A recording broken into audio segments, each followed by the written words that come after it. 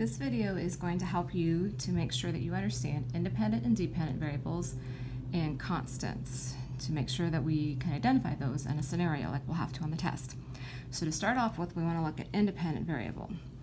It starts with the letter I, so I think I am in charge of purposefully changing that. So, oh, there's Elliot coming along for the video there. Say hello, Elliot. Yep, my kitty cat. All right, so I change the independent variable. Okay.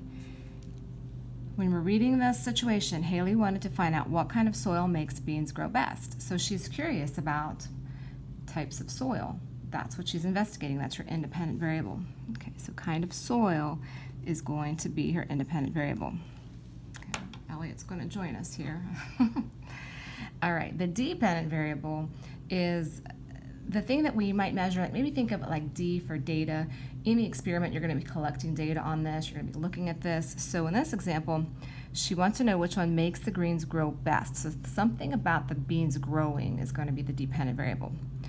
It says that she placed beans in 5 different kinds of soil and then measured the height of the bean sprouts. So this idea of the height is going to be the dependent variable. And you can think of it like, I want to know, does the height depend on the type of soil? That's my experiment. Now, this word controlled, we often call them, you can call it a controlled variable, but we usually in our class just call them constants. And those are things you want to constantly be the same, to never change, because you want to make it fair. If I have different kinds of beans in my experiment, like each pot has a different kind of bean, I don't know if they're growing faster because that's just the way that type of bean grows, or if it's because of the soil. If I give some beans more water than others, then I won't know if the water is what made the difference or if the type of soil. So we want to always keep everything the same if we can, as much as we can, keep everything constant, except for the one thing you purposely change. And then there's one thing that you measure to see if that made a difference. So these are going to be constants. Okay, now this example didn't have a control group, like they didn't talk about a control group, but it would be important in this example to also have a group we would call the control group. You know, to think about just regular, maybe outdoor soil, like just regular soil, to compare all the different types of soil that we're going to test. Maybe we're going to test different brands like Miracle-Gro, different kinds of soil. Then we would want a control group where we had plants that were just in regular, typical, everyday soil. Okay, and you don't always have a control group, but one way to think of the control group is it doesn't have the independent variable. Okay, let's try one more. Jenna put 3 brands of batteries in similar flashlights. So right away I'm seeing the word similar, hopefully is going to make me think about the word constant.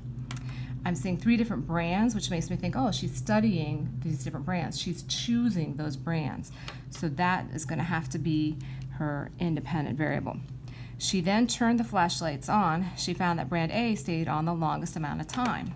So that's what she's investigating. She wants to know, okay, which one stays on the longest? So that's going to be her dependent. Okay, so type of flashlights, remember, type of flashlights is going to be constant. The temperature of the room needs to be the same because we don't want that to impact it. But then the thing that she's purposely studying is brands of battery. We want that to be our independent. And then we want the amount of time the light stayed on to be the dependent. Okay, so hopefully that helped with these examples.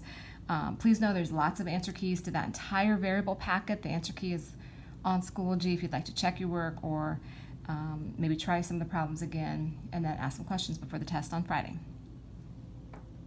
Say goodbye to Elliot real quick here. Elliot came over here to join us. Thanks for joining us, Elliot. Have a good nap.